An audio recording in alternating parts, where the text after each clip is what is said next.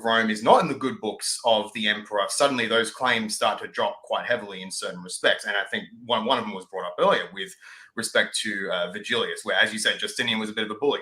Agreed. He kind of just went in like, hey, yo, guys, I don't like Vigilius. Get this guy out. And then the other patriarchs and bishops like, yeah, yes, Justinian, yes, we declare his name alien from the church and the diptychs and what have you. So I do agree there's politicking going on there, but I think that actually just illustrates the point that where the material balance of power lies, that actually largely decides who gets to make what great claims of power, even if they do so on theological grounds. So in that case, Vigilius, of course, when the emperor was against the Bishop of Rome, the church gathered at that council, at least at that point, suddenly just didn't care really about the papal prerogatives the whole time and were, yep, cool, we consider his name alien, get out of here.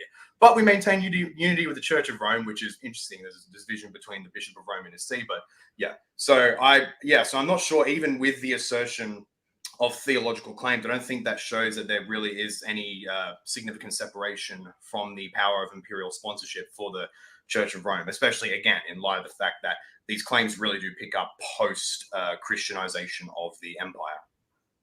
Well, I think what I would respond to that is very simple. I mean, you see St. Menace of Constantinople, for instance, saying that he won't sign the documents of Constantinople II until specifically the approval on the part of the Bishop of Rome. So he recognizes that even though Justinian is kind of trying to force the situation, there is still this special primacy afforded to Rome that's kind of like unlike the other sees.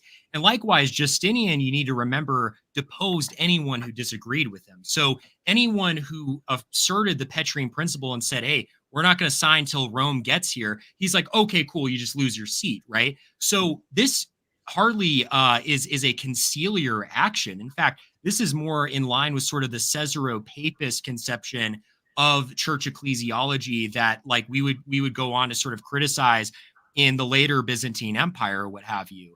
And I mean, we even see, if people want to cite examples of emperors trying to assert their power over the church or over and above the church, I mean, keep in mind post-schism, right, post-1054, you have the injunctions of like William of Ockham or Marsilius of Padua, where they see, the emperor, right, the Holy Roman Emperor, if I'm not mistaken, being like over and above that of Rome, right? Well, does that suddenly mean that just because they assert that theological principle, that means the emperor is above and over Rome? No, most certainly not. What we have to keep in mind is this, again, goes back to what I keep stating about the sort of tumult with, human and divine, right, as laid out in Satis Cognitum. You'll see moments in church history where, because of the bullying of an emperor, popes will be like, okay, yep, we excommunicate Vigilius, right? We see that even happen post-schism with like various local synods that declared like anti-popes. But it doesn't necessarily mean that does not make the claims of Rome true. And we have to view it in the larger context in light of those events that went on during that time. All right, if you want one last follow-up there, Paul, or if you want to go ahead, Luigi, go ahead. I just want to point out that Saint Justinian, his relics were found uncorrupted over 600 years after by Latin crusaders and a third-party historian. So he was a great saint. I just want to say that. All right, Paul, if you want one more point here, just make it concise because we got to get moving. No, yeah, I've said my piece here. I'm keen for more discussion with Pinesap in the future. I think that's just such a Chad response. Like, actually, Justinian is an incorrupt saint, so he's right. Absolutely, I do like that. Exactly. That's quite great. I do hear there's one or two Anglican saints who are actually allegedly incorrupt, so I'm going to start appealing to that too. Many thanks, and I'll hit it now. Good seeing you, boys. God bless you, buddy. Appreciate the call in. Thanks, Paul. Next one we got here, Lemon. Welcome. Hello. Whenever you're ready. So, blessed feast of the seven holy youths for those of us on the new calendar. I have a question for Pinesap, actually. Yeah, what's up, Lemon? I have 4 quotes here, and I have a question for you on this. Would you say that these are infallible, coming from the Pope? The sacrosanct Roman Church, founded by the voice of our Lord and Savior, firmly believes and preaches, so on and so forth. Whoever, therefore, having adverse and contrary opinions, the church disapproves and anathematizes and declares to be foreign to the Christian body, which is the church, so on and so forth. It's the Pope speaking for the church. When everything I've said here so far is the Pope speaking on behalf of the church. It firmly believes, professes, and proclaims, so on and so forth. And then the final quote, hence, if anyone, which God forbid, should dare willfully to deny or call into doubt that which we have defined, let him know that he has fallen away completely from the divine Catholic faith. Would you say those statements would begin to define something that is infallible? What is the author of those following statements? Who is the Well, author? the first three are from Cantate Domino, which is the Bull of Union. Yes. The fourth Yes. is from I don't remember the name of it, but it is the Apostolic Constitution, which defines Mary as having been not immaculately conceived, as having been assumed into heaven. Yes, I would say that those are infallible statements. Absolutely. Okay, then why on earth is paragraph 42? Paragraph 40. Wait a minute. Why on earth is paragraph 839, paragraph 840, paragraph 841, and 842 of the Catechism saying that we have the same church, that the Roman Catholic Church has the same faith? The last paragraph of Cantate Domino clearly says something else. What do you mean by same? That's an ambiguous point you're bringing up. What do you mean same faith? Well, let's start. I'm going to start with paragraph 841 of the Catechism. The Church's relationship with the Muslims. The plan of salvation also includes those who acknowledge the Creator in the first place, amongst them who are the Muslims. In Cantate Domino, we see clearly something different. There's no contradiction. There's no contradiction. Listen. Nope, there's not. There's not. And I'll tell you why. It's natural theology. The teleology of... Nope, you're not going to interrupt me. Let him finish. Of the object of the Muslims' worship, and this is actually attested to by your own saint, Saint Gregory Palamas, so keep that in mind, right? Your own saint, Gregory Palamas, says that Muslims direct their worship towards God. Now, does that mean they worship truly or what have you? Absolutely not. They don't worship the full Holy Trinity. But Gregory Palamas could still acknowledge that they were intending to direct their object of worship towards the God of Abraham. And so that is perfectly consistent with Cantate Domino, because they won't be saved through that worship. That's not what the church says. It's acknowledging a truth of natural theology in order to better affect evangelization. And if you don't believe me, Dominus Jesus says there is only salvation through Jesus Christ. That came out year 2000 after the Second Vatican Council. Okay, so, and just one last quick thing, and this is also for us Orthodox, for those of us who have just heard that.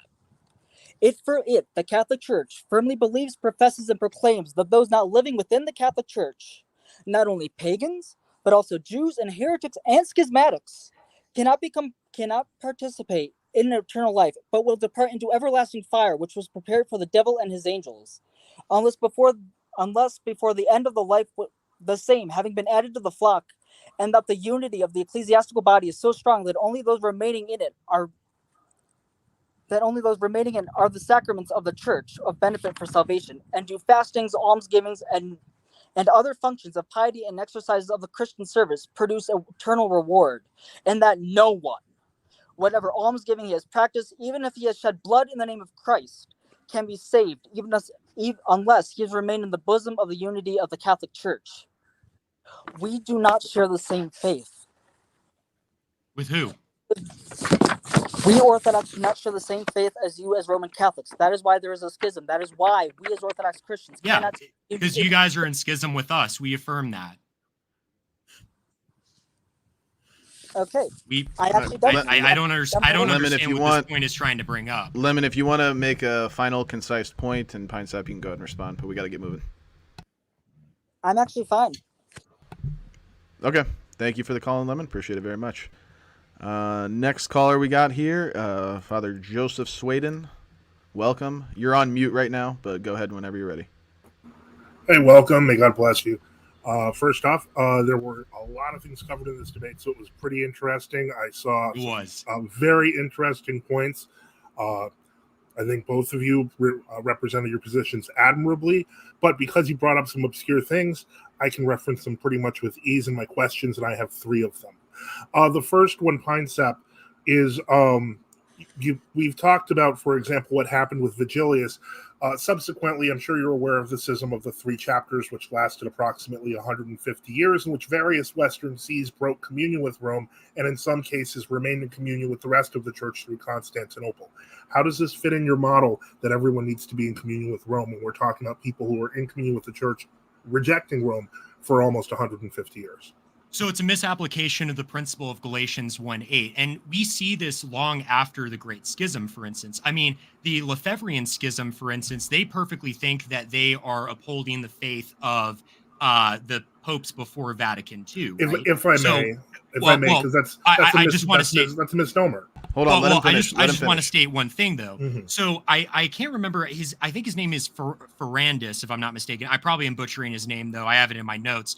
But he states actually one of the reasons why he went into schism is because he saw the approval of Rome, of the Council of Chalcedon, as being sort of like an infallible strength. And so because he thought that essentially Vigilius contradicted that approval, that thus Vigilius would be like a heretic or what have you, right? Which this goes back to the conceptions of even Saint Robert Bellarmine or what have you, who don't think that a pope is above the faith. A pope is still bound to the faith, even though the fathers of Vatican I say this. Okay, first off, you are comparing apples and oranges when you make a Lefebvre comparison. Lefebvre and the SSPX considered themselves in communion in some technical sense with Rome. These people broke communion with Rome because they thought they were heretics. This is a totally different scenario. But they call Rome neo-modernist and neo-Protestant, and even Archbishop. But they still believe they were part of the Catholic Church. There would have to be a future Rome, council right? declaring the Rome. Did the SSPX believe that Rome was still the head of the church or not? Yeah. But I mean, so did the people who broke away from the church. You can see this in the works of St. Columbanus, where he still refers to Rome as the head of the church, but he not only thinks that Rome erred, he thought the entire Second Council of Constantinople, with the approval of all the patriarchs, erred as well, which would do actually more to say the other Paul's ecclesiology of Protestantism. What you're saying is basically they were in communion with Rome inadvertently, even though that's the opposite of what they said. Cool. Let's get to the second question. You mentioned a letter to Clement from the Bishop of Kiev, a Pope Clement. Which Pope Clement was that? That I would have to remember. It in the reference. You mentioned it was around the 11th century. That's why it's very important. Yeah, in the Orthodox Patristic Witness, I think it's either Pope Clement I want to say third, maybe it might be third. I can't remember off the top of my head. Do you know the Pope Clement III was in the 11th century? He was the pope that is now considered an anti-pope because of the fact that during the investiture controversy with the Dictatus Papae, they deposed Hildebrand of Savano, who you understand as St. Gregory VII, and he was actually Pope Clement III, recognized as the real pope throughout the church while the Civil War was going on, was talking to the Orthodox because he held a similar ecclesiology, whereas Hildebrand's with the Dictatus Papae was creating the model of papal monarchy, which leads me to my third question, which is the ninth assertion. Well, you can disagree, but the Dictatus Papae is pretty clear. There's actually no proof that Dictatus Papae is an official decree binding on the entire church. What there is proof of, however, is that the Synod of Brixen condemned him for those very ideas. Hold on, one at a time here, guys. And most scholars actually affirm that principle. I've looked in the scholarship on this. Okay, the problem is that it doesn't matter because of all the canon law that was written afterwards by Deus Dedis and other canonists was following the same model as the Dictatus Papae. Saying the Dictatus Papae just makes it more obvious that it was the origin of the your own canonist, Theodore Balsamon, cites the donation of Constantine for why the transfer from Rome to New Rome occurs. So he cited forgery from the transfer. Right, hang on, stop for a second. Citing forgeries are just wrong things doesn't invalidate either. But the Dictatus Papae is not hang on. Stop for a second. Father Joseph, if you want to get to your third question, you'll have to do that now. If you want to keep arguing about this, that'll have to be your last point. Fair enough. Okay. Okay. Since we were just to kind of springboard off the models thing, are you aware? Do you know who Metropolitan Hincmar of Reims is? Yes, I do. And that was the 9th century, correct? Yes, I do. I know probably what you're going to bring up, but just go ahead and say it. His constitutions on the Metropolitanate and the independence of the Metropolitans in regards to Rome, which Rome itself accepted. This is occurring in the 9th century. Sorry, I didn't mean to interrupt. Go ahead. The point is that the model of even metropolitan independence, not even patriarchal independence, was something that was foreign until the introduction of the Dictatus Papae, which is why there were so many civil wars. So the interesting thing about Saint Himkar of Reims is actually the document that Ubi cites on his website. If you go to the conclusion, it says even against Himkar's statements in that document that he writes, he still ultimately is obedient to Rome. And he actually, this is recounted in Warren H. Carroll's work, he actually apologizes and says, I, thank God for punishing me for my sins against the Apostolic See for this correction. So he still accepted a correction from Rome over and above even what he wrote. So it means that ultimately at the center of his ecclesiology was this acceptance of Rome's prerogatives to interject in the whole dispute that he was having over, I think it was the guy who was appointed, he didn't think was a very holy or pious man. When Rome was Orthodox, of course, everybody accepted its headship. That's not under dispute. But when you did bring up Honorius, and the papal oath, which you mentioned that the disparity between preaching the infallible faith but condemning Honorius's, I think you called it weakness. Are you aware that papal oaths from Vigilius until the 11th century required each papal claimant to condemn Honorius as a heretic? The thing about Honorius being a heretic is, like I said with St. Cardinal Newman, even if I was to grant that he was a heretic, the capacity in which he erred would present no problem for Vatican I. Because he didn't make a ex cathedra binding statement upon the entire church in his letters to Sergius of Constantinople. We're talking about 400 years of popes. Make this your final point, by the way. Make this your final point. My point was that to reduce it to this question of whether Honorius was a heretic or not is ridiculous. He was considered a heretic in the West by the popes for 400 years. And even if he was, that's perfectly fine. That's what I'm telling you. And then you're bringing up slap some Newman on it, and then, that's not how it's going to work. Okay, well, whatever. Newman. It's fine. I'm done. Thank you so much, Luigi. Great job. Have a great Thank you. Pinesap, if you want to respond to that, you can go ahead and do that. Or if you want, he says slap some Newman on it, but it's like, this is the Council Father of Vatican I, right? This would be like if I was, having injunctions against like the Palamite synods, for instance, and say Luigi, for instance, put forward an adequate defense, and I just said, oh, you're slapping some Philotheos Kikinos on it, right? It doesn't matter. It's like, this is how the council was viewed. This is how the council was received by the people who lived at that time. And me using that as a defense of the council is perfectly licit. I don't see what the point of slapping some Newman is on that. I think that's just a little interjection that he wants to have to feel great about himself. All right. And our next caller here, we got Maximus. Welcome. Go ahead whenever you're ready. Yeah, so I kind of wanted to start with the example of St. Theodore that you brought up and his appealing to Rome. But one thing about and this will kind of lead into my broader question. I hope you'll be able to follow this. But one thing is that if you look at his writings, the main theme through his writings is the necessity of breaking communion over differences in faith. And then obviously he does that in the many controversies he was involved in, and then he would appeal to Rome. And I think if you look at that in the context of the modern Roman Catholic Church, it's almost inconceivable, right? That you could have like a bishop in Germany or a abbot of a monastery in Germany breaking communion over the German synodal way, and then saying, well, actually, I'm still, in communion with Francis, or appealing to Francis or something like that. And this kind of leads to my broader question, which is in these first 1,000 years of the church, although Rome definitely does have a very important place in resolving many of these disputes, you see all these very complicated situations in the Arian crisis, in iconoclasm, in monothelitism, where we have overlapping jurisdictions. We have Rome being with one party and being with another party, and people breaking communion with each other. And we talked about patriarch versus patriarch, the Acacian schism, all these different things. And it's if this principle that Rome is a constitutive head of the church, and that submission to Rome is necessary to be part of the body of Christ, if this was, impressed deeply in the Christian consciousness from the first century, if this was part of that faith that was handed on once, but from the apostles and prophets, how could we sort of have any of this?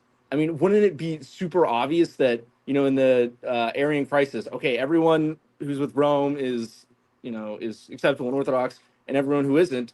And it seems like this more modern principle goes back to, the Gregorian reforms, and when you see things like, when we go from canon law being built upon all these different local councils to almost, being issued monarchically from Rome, I understand that a Roman Catholic could say, yes, the canonical structure of the church has changed in some ways, but the basic principles are still there. But I guess this kind of gets back to my basic point that it seems like this heresy, and you brought it up with conciliarism at the Council of Florence. You brought it up with people talking about the Pope being subject to the faith. It seems like this sort of conciliar heresy has been there throughout the entire church. And when I think of heresy, I think of a heresy appears, it's confronted at an ecumenical council within 100 years, 50 years, and it's condemned. And people are able to recognize it immediately when it enters the church, right? Arius was even condemned at local councils. Here, try to get to your question to give Pinesap something to respond to. Okay. My apologies. But, I'm just thinking, if you look at like Nicaea 2, this is the faith of the apostles, this is the faith of the Orthodox. Like, how was this false conception able to linger on throughout so much of church history? And also, if a pope really is subject to the faith and the unity of faith is what's most important, like, what are we arguing about? Can't we just say in the Orthodox Church that, yeah, Rome has all these prerogatives, but eventually they lost the faith, and despite their divine mandate, it's ultimately secondary to the unity of the faith. So thank you. So there was a lot there, but what you're trying to do is citing events of dissent in order to contest against the papal claims. But I could do the same for you. I mean, I could bring up the Raskol in Russia, right, where there was this massive schism over the changing of sort of the reform of the liturgy of the church and what have you, and say, well, look, man, there's this schism and you guys claim to be the one church. I mean, citing schisms or acts of dissent is not a good basis for establishing your argument on whether something is true or not. Schisms and dissent happens all the time in the church. I mean, why post schism? It's like you have, anti-popes that pop up. You have local synods that think that they can still condemn a pope or what have you. Like, citing people who just happen to dissent from the faith works against your favor because you have many examples of people who, again, did not hold the same Eastern Orthodox faith, broke away over issues of like jurisdiction or what have you. But if I use that to challenge you, you would of course say, well, there's still one body, and one example of dissent doesn't necessarily mean that a principle about that one body is untrue. Likewise, I'm trying to remember the second part of your question. That was kind of a lot. What did you say for the second part? Oh yeah. So like, if the Pope is ultimately subject to the faith, like, why can't we just say, yeah, the Pope has all these prerogatives, but he lost the faith, and thus. Well, because there's this perpetuity of the apostolic see. I mean, you cited Nicaea 2, and again, Nicaea 2 leaves in the letter, in the Greek version of the letter, keep in mind, not the Latin one, but in the Greek one as well, the perpetuity of the Roman see, specifically in, I believe it was Pope Hadrian's letter to St. Tarcisius. Now, that's a little bit more than just an honorific. It's like if they were willing to trim down some other claims, but they left that in there in the Greek version of the Acts, why would they leave that in there if they didn't believe it? That seems a little suspect, especially when we see that same claim repeated by Pope St. Leo, Pope St. Gelasius, Philip at the Council of Ephesus, and what have you. Unfortunately, Maximus, we're not going to have time because we got a few more callers to get to here, but I do appreciate the call in. Thank you very much. Next one, we've got Craig Truglia. But welcome, Craig. Go ahead whenever you're ready. Good. My question, another for Pinesap. Sorry, not fair. Everyone's beating up on it. Before you go, I know, real quick, I know people are saying there's not enough Catholic representation here in the call-ins. You guys are more than welcome. We don't have a lot of time left, but all Roman Catholics are welcome to call in and question Luigi. That we don't hold anyone back or silence any worldviews here. So if you're Catholic and you want to call in, get in the queue. But go ahead, Craig. Well, thankfully I have a quick question. So how clear would St. Pope Martin have to be in order to communicate to your satisfaction, Pinesap, that when he said it was not in his power to appoint a Patriarch of Jerusalem, that it actually wasn't in his power to appoint a Patriarch of Jerusalem? So are what you're asking? How would you like him to word it better in a realistic way for him to communicate that it wasn't in his power to appoint a Patriarch of Jerusalem? I would have to see a claim made that on the Matthean principle itself did not give him that power to do it. All right. Thank you for answering my question. All right. Is that all you got, Craig? Well, don't want to beat up. I want to keep beating up on him, but I think that's Luigi. Well, while Craig is up here, I got to give him credit. He helped me a ton in studying for this debate, and his book, Rise and Fall of the Papacy, is phenomenal, and everyone needs to go get it. Yeah, it was also cited by Pinesap, so I appreciate it. But I do think when we look at these historical sources, when someone says it's not my power to do this, and if we start saying, well, he was talking normatively about the synod, this, that, the other thing, that's nowhere in the conversation there. So it seems that we create this impossible burden of proof for someone to communicate that Vatican I papacy is just not possible. And I just find that interesting because that always gets posed on the Orthodox side. But I mean, this quote's been out here for a while now, and the best response is, well, if we read this 1,000 different ways other than what it says, then maybe it doesn't mean what it means. And I just found that very interesting because I think that's the best response that the Roman Catholic side could come up with. So I give my congratulations to you, Pinesap. All right. Well, we appreciate the call in, Craig. Thank you very much. Thanks, Craig. Next one here, we got Ephraim. Welcome. I do need you to be concise. We got about maybe 3 minutes tops for this call, and then we got to move on.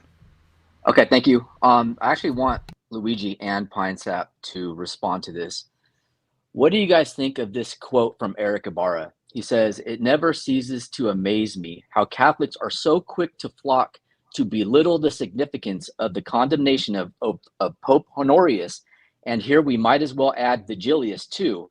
A total of 5 of all the ecumenical councils in the first millennium either issued or rehearsed an official condemnation of a Roman pontiff for issuing what was understood to be heretical doctrine via his teaching constitutions. These anathemas were official and are still laid in the acts of these councils. Rome has never rescinded them. Therefore, I continue to be amazed at how quick we flock to the unofficial speculations of theologians and apologists to remove these historical facts." I would have to see the rest. I would have to see the rest of that quote. I think that there's more. That's all it is. That's all it is. It's from Twitter. That's all it is. You can look it up on his Twitter page. That's perfectly fine. I'm going to go back and read his book and see what else he has Please to say do. because Please I don't do. necessarily trust just a initial reading of a Go quote. ahead. You can go look it up on his Twitter. I just want to hear your reaction to that. Yeah, I mean, I referenced. Oh, sorry, were you not done? No, go right ahead. Okay, I was just gonna say I think I misspoke. I think I said 6. But 5 councils. I referenced that quote earlier in the debate. And yeah, I mean, it's obviously significant that 5, I think 3 of those 5, at least 3 of those 5 are ecumenical councils. So at the very least, they didn't see the Pope as being indefectible. All right, Ephraim, do you have a follow-up? I'm just waiting for Pinesap's response. So which Pope is being condemned, Honorius or Vigilius? Both Honorius and Vigilius.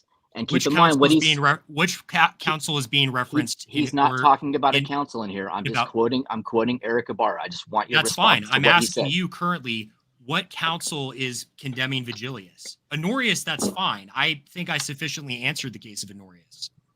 But you didn't, because the church. You're claiming in the debate that the church understood Vatican I in the first millennium. Yes, yet and you know that there's books yet the about actions papal of heresy, the like church. John of St. Thomas writes about the treatment of papal heresy. Okay, can I finish now? Yeah, fine. Go ahead. So the actions of the church. Point here, Ephraim. Yeah, the action. My point is the actions of the church say otherwise than what Pinesap is trying to claim in this debate. That's my point. Yeah, I don't think so. All right, Eric Ibarra disagrees. Thank you for the call in, Ephraim. Appreciate that very much. Last one here. I'm not even going to try to read this, but welcome. You're muted right now. Go ahead whenever you're ready. Hello, brothers and brother Ben. Hello. Luigi. When you read it is George, like, for you guys to be, like, just call me George. So anyway, I wanted to ask, can you hear me? Yeah, the sound quality is a little off. Yeah. It's kind of hard for me to hear you. Yeah, you're very muffled. Let me try to remove headphones. How about now? Oh, yeah, I can hear you way better. Okay, that's perfect. Okay. I remove headphones. So I wanted to ask Pinesap. You said that titles of the Pope tell some kind of theological truth, but if we read saints from first centuries, they called the Roman Church double apostolic.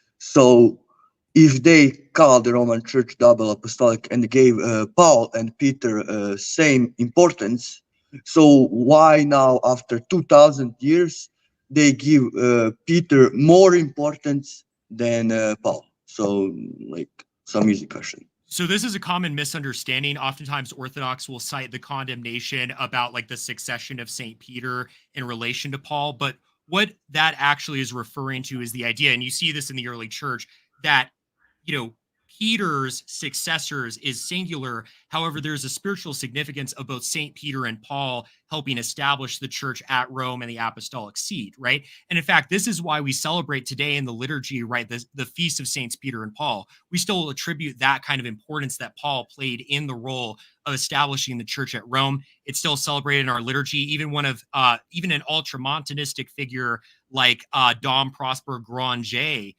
refers, I believe he writes about the feast of Saints Peter and Paul and talks about that sort of double apostolic importance in his devotional work. And keep in mind, he wrote one of probably the best defenses of Vatican I, addressed to a Gallican bishop at the time, called The Papal Monarchy. Yes, I understand that, like, you are worshiping still Paul, and you are not disregarding him completely.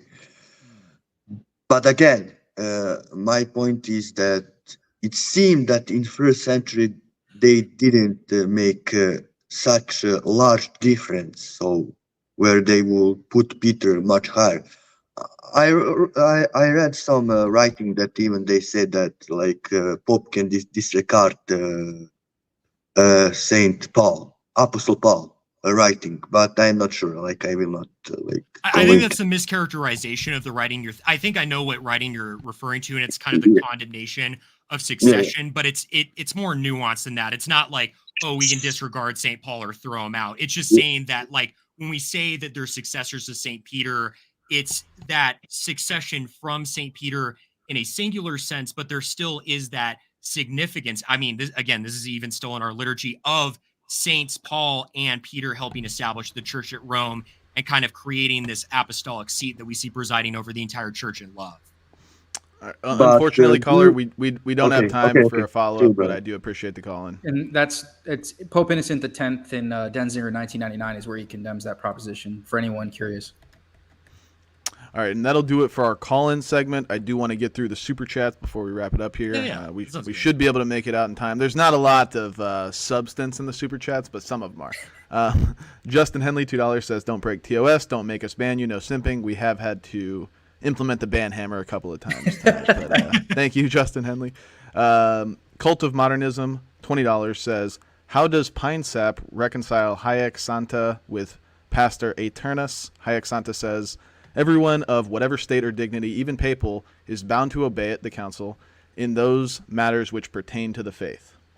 Yeah, so Cardinal Brandmuller actually has a really good piece on it. I knew probably someone would bring, I didn't think Luigi would, since we were sticking to the first millennium. I knew someone would bring that up, but Cardinal Brandmuller, who's one of the church's most eminent historians, essentially has a piece on that. And he kind of says that even though that was decreed during the council, that, you know, subsequent popes did not accept that part of the Council of Constance. So that part was not applicable to the church at large, right? Even though other parts of the council were accepted. But that's me shooting from the hip. I would need to go back and read exactly what Cardinal Brandmuller said. All right. JoJo membership chat says, "Yo guys, am I tripping, or did Zen's forehead get even bigger since last time?" I don't know. Maybe. You were wearing a hat last time. Yeah, well, I was hiding my power level. Man doesn't even have a five head, dude. It's what are they talking about? You got to know the lore. That's all I can say. You got to know the lore. Wicked Wally, $5, says, "Since Zen's here, I got some old school Wally for everyone. What's the best way to secure your hat? By using your caps lock." Thank you, Wicked Wally. Appreciate the dad joke. Cult of Modernism, $2, says, "Pinesap conceded." I'm not sure what point he's talking about there. I don't know what he's talking about. It was earlier in the debate. It might have been a specific point. NS for $2 says, "Chat, am I cooked, Luigi?" I am cooked. Hibbity Dibbity, $50 super sticker says absolutely nothing. Thank you very much, Hibbity Dibbity. Logan Messiak, $5 says, "Question for EO. Can you explain Eusebius book 2, chapter 14, page 6? Go straight there, Luigi. Do it now. When he says about Peter, greatest and strongest of the apostles, speaker for all the others." Yeah, we agree that Peter is the chief apostle. It's very clear that he would exercise his authority in, conciliar model. But we would say, I have the quote about Antioch. I have a quote about Alexandria that are both Petrine.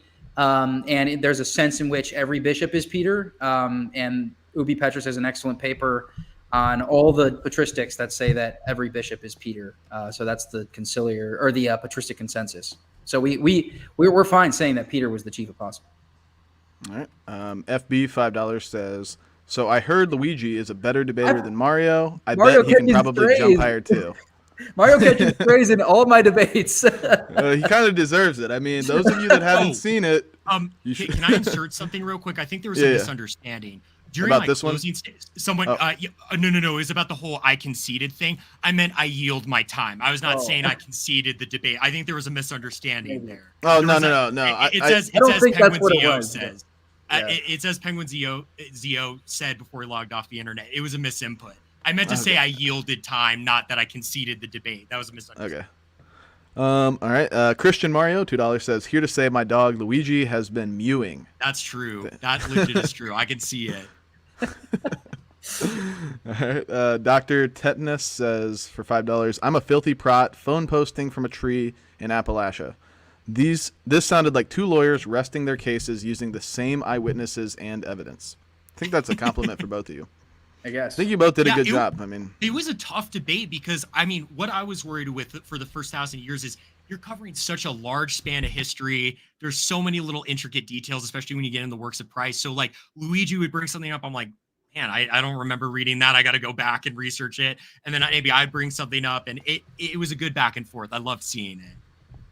All right. Christian Mario, another $2 says, "St. Justinian respecters, tap in." Thank you, Christian Mario. Catholic Rock, $20 says absolutely nothing. Appreciate that, Catholic Rock. There's our Catholic representation, guys. There you go. He says nothing. Last one here over on the Dono chat side.